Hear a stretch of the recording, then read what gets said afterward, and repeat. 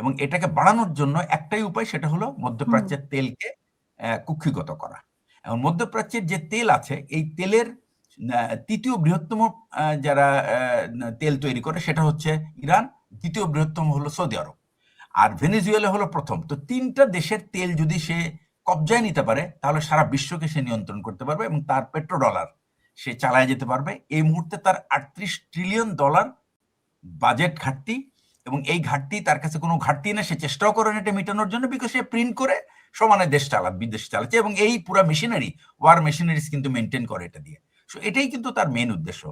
On the contrary, ইসরায়েলের উদ্দেশ্য হলো যে আমেরিকা দিন দিন তার গ্রহণযোগ্যতা হারাচ্ছে, যেটা তারা প্রমাণ করেছে জানুয়ারিতে ওয়ার্ল্ড ইকোনমিক ফোরামে যখন সে বাণিজ্যের জন্য নেগোসিয়েশনে গেল। তারপরে ট্রাম্পের কিছু উল্টোপাল্টা বিহেভিয়ার কারণে এখন আমেরিকার উপরে আর আস্থা রাখতে পারছে না বিশ্ব। তো সে কারণে সে মনে করছে এটা একটা সুযোগ, যে সুযোগে আমরা আমেরিকার ডোমিনেন্স শেষ করে আমরা এই জায়গাটায় ইসরায়েল তার অবস্থানটা নিতে পারে। এটার মেইন কারণ হচ্ছে যে সেটা তার সাইজ দিয়ে না, কারণ সে সারা বিশ্বের অর্থনীতিকে নিয়ন্ত্রণ করে এবং যত ইনস্টিটিউশন আছে সেগুলিকে নিয়ন্ত্রণ করে, এবং সেই সাথে সে যদি সামরিকভাবে তার এই আধিপত্য মধ্যপ্রাচ্যে বজায় রেখে যদি তেল ক্ষেত্রগুলি নিয়ন্ত্রণ করতে পারে তাহলে ইউএস এর জায়গাটা সে নিয়ে নেবে। সে একটা সুপার পাওয়ার হওয়ার ইচ্ছা প্রকাশ করে, এটাই হলো তার খায়েশ। এবং এটার জন্য সবচেয়ে বড় বাধা হলো ইরান। আর ইরানের কি এজেন্ডা? ইরানের এজেন্ডা হচ্ছে কিছুই না, সে 47 বছর ধরে অর্থনৈতিক নিষেধাজ্ঞায় আছে, সে চায় তার এই নিষেধাজ্ঞা থেকে সে মুক্তি পাক, তার একটা আত্মসম্মান নিয়ে সে বাঁচুক, এবং সে যেন তার দেশকে গড়ে তুলতে পারে। এবং সে চায় যে এই হরমুজ তার নিজস্ব, এটা তার টেরিটোরিয়াল ওয়াটার, এবং সারা বিশ্ব যেভাবে নিজেদের টেরিটোরিয়াল ওয়াটার ব্যবহার করার জন্য সেই শর্তগুলো পূরণ চায় তারা, সেই শর্তগুলো এবং এই শর্তের নিচে তারা কোনো কম্প্রোমাইজ অ্যাকসেপ্ট করবে না।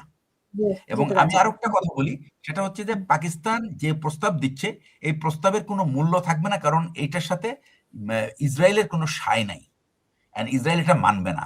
ইভেন যদি আমি মনে করি যদি ইউএসএও যদি কোনো চুক্তি করে সেটাও কিন্তু ইসরায়েল কিন্তু মানতে বাধ্য না, কারণ ইসরায়েল বুঝে গেছে যে তাকে দমানোর মতো সারা বিশ্বের কেউ নাই, কারণ কেউ তার বিরুদ্ধে কথা বলবে না। এটাই হলো তার একমাত্র মানে এখন শক্তি। তো এই অবস্থায় যেটা হচ্ছে সেটা হচ্ছে সারা বিশ্ব যদি ইসরায়েলকে নিয়ন্ত্রণে না আনতে পারে তাহলে তাদের পক্ষে ইসরায়েলকে কন্ট্রোল করা সম্ভব না, এবং ইসরায়েলকে কন্ট্রোল করতে গেলে সেটা কিন্তু খুবই শক্ত ব্যবস্থা লাগবে, এবং এখানে শুধুমাত্র এখন আমেরিকা না, সারা বিশ্বকে ইসরায়েলের বিরুদ্ধে দাঁড়াতে হবে। আর ইসরায়েলের একটা গোপন অস্ত্র আছে, তারা বলে রাইট টু এক্সিস্ট। এই রাইট টু এক্সিস্টের ব্যাপারে মেহেদী হাসান যে সাংবাদিক, উনি একটা ব্যাখ্যা দিয়েছেন। Actually right two exist, Israel একটা রাষ্ট্রের কোনো রাইট টু এক্সিস্ট নাই, এটা হলো রাষ্ট্রের মানুষের রাইট টু এক্সিস্টের ব্যাপার। তাই যদি হয়ে থাকে, উনি কতগুলো এক্সাম্পল দিয়েছে, যেমন মনে করেন রাশিয়া তো 91 সালে টুকরো টুকরো হয়ে গেল, তাহলে রাশিয়া কেন দাবি তুললো না? রাশিয়া তো রাইট টু এক্সিস্ট আছে, কারণ সে এতগুলি দেশ তো তার ভিতর থেকে বেরিয়ে যেতে পারে না।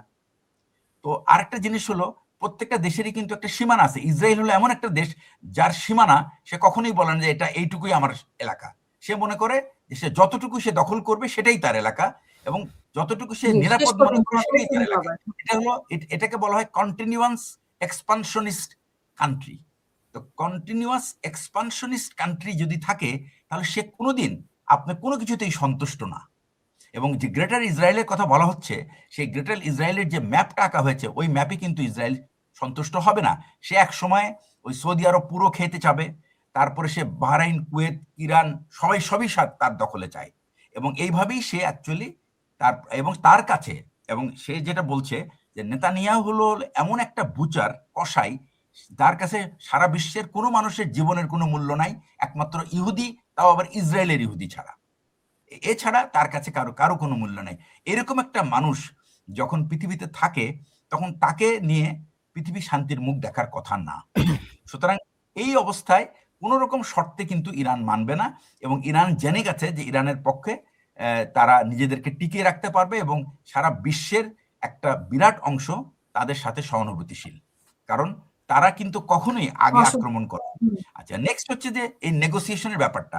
শেষ তারা করে দেন, ট্রাম্পের সুন্দর সাথে কোনো আপনার। নেগোসিয়েশন করতে চায় না, কারণ ট্রাম্প অবিশ্বাস্য, সে মিথ্যা কথা বলে এবং মিথ্যারও একটা, এবং সবচেয়ে বড় জিনিস যেটা হলো ট্রাম্প আমেরিকাকে একটা আস্থাহীন একটা দেশে পরিণত করেছে, মিথ্যুক দেশে পরিণত করেছে, যার উপরে কেউ ভরসা রাখতে পারছে না। এমনকি তার 45-50 বছরের মিত্র যারা, 75 বছরের মিত্র যারা, তারাও কিন্তু আস্থা রাখতে পারছে না।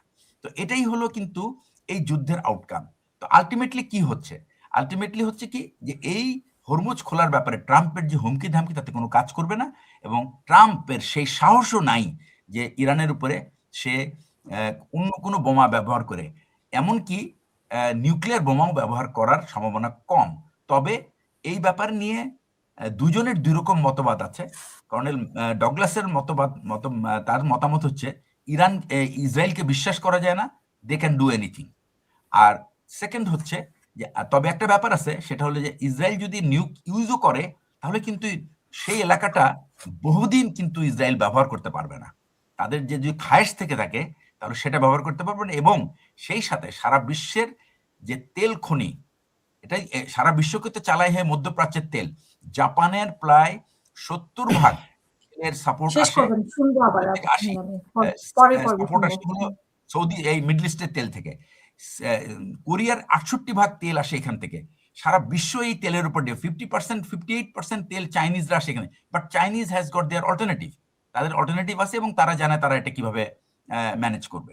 তো ব্যাপারটা হচ্ছে কি যে ইরানের যে শর্ত, সে ইরান প্রতিদিন এই দুইজনের দুর্বলতাকে চিহ্নিত করবে, এবং সেই চিহ্নিত করার উপর ভিত্তি করে তাদের নতুন শর্ত যোগ করতে থাকবে। এবং সে কি করবে, এটাকে কি করবে, সে তার পাল্লা ভারী করার চেষ্টা করবে। সে ওমানকে সাথে নেওয়ার চেষ্টা করবে যে তোমারও ফায়দা হবে, তুমিও টোল নিবে, আমিও টোল নিবে, বিকজ এটা তো তোমার এলাকা।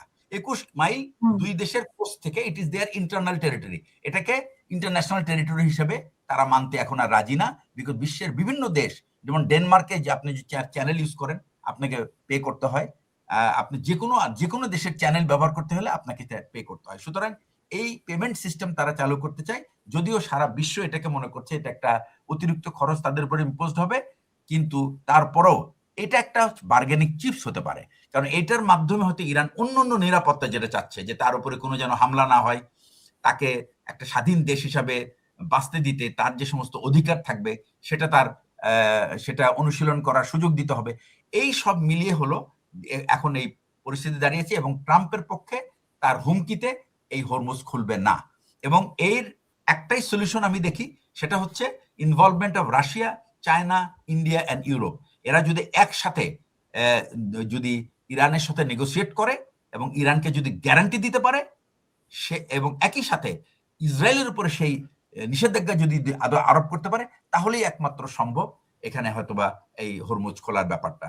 এছাড়া আমি আর কোনো পথ খুব সহসা অসংখ্য দেখছি। ধন্যবাদ।